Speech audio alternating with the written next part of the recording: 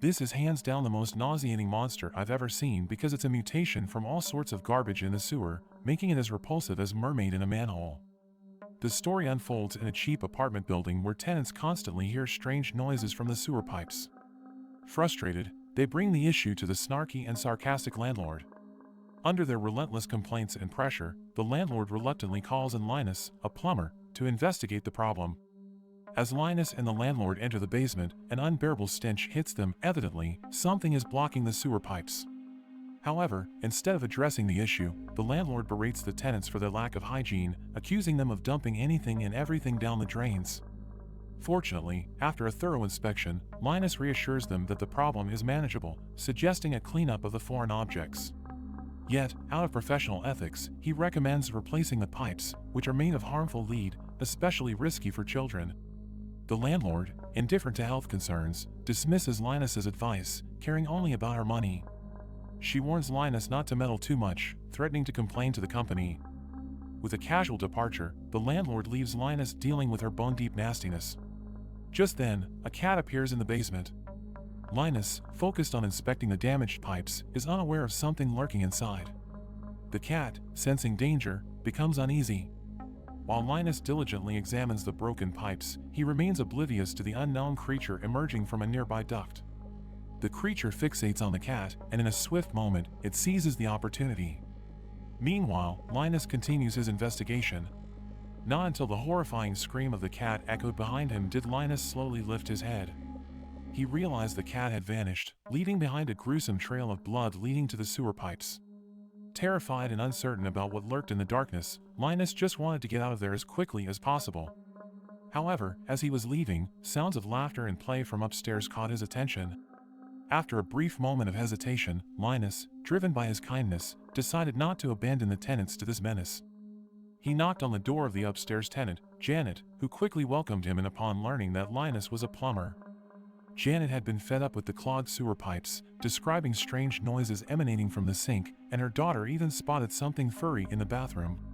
Believing it might be a large rat, Linus gave instructions and, after Janet left to pick up her daughter, found himself alone in the apartment. However, no sooner had Janet left than Linus heard strange noises from the walls, seemingly coming from the pipes. Following the sounds, he discovered a hole in the wall emitting a foul stench. Convinced that a large rat was hiding inside, Linus peered into the hole. Yet, as he examined it closely, an unidentified blob suddenly streaked past him. It left a sticky trail on the floor, but Linus still believed it was just a large rat. He opened a cabinet, intending to catch it, but another blob of sticky substance flew at him, latching onto his arm. Linus found himself in a panic, unable to break free from the surprisingly strong grip of the substance, and he screamed in pain.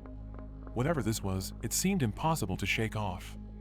Linus attempted to free himself by banging his arm against the fridge and using a plate to strike it, but nothing seemed to work.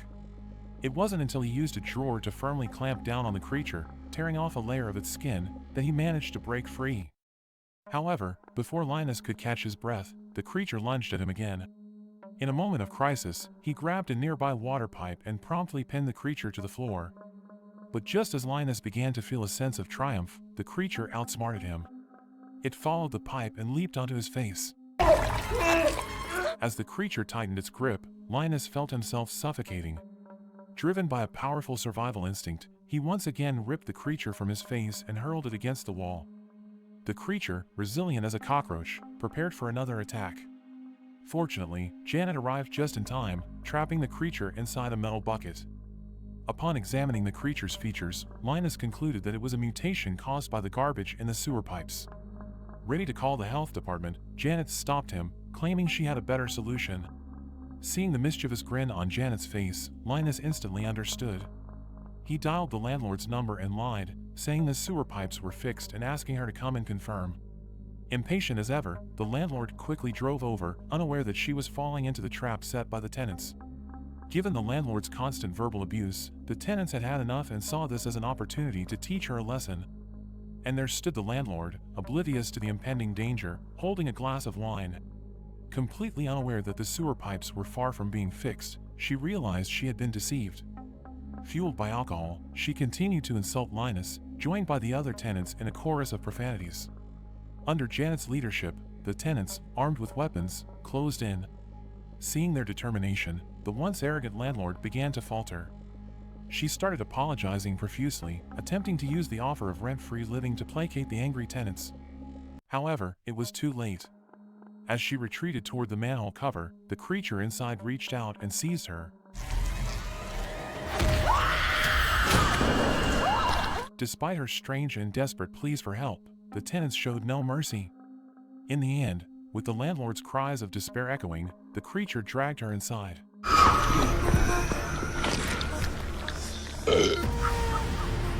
After this ordeal, the tenants, now free from the tyrannical landlord, put down their weapons and left. The sewer pipes remained clear from that day forward because the tenants had found a peaceful coexistence with the creature. They even made a habit of feeding it. Clearly, for the tenants, the true monster wasn't the creature in the pipes, it was their landlord.